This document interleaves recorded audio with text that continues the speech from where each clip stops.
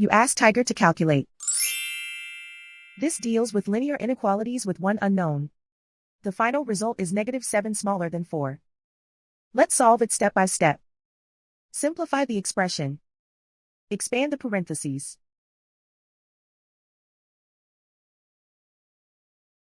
Simplify the arithmetic.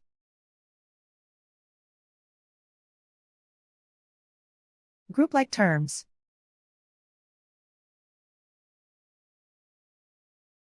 Multiply the coefficients.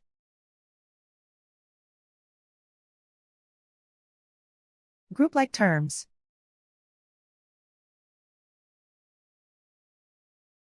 Simplify the arithmetic.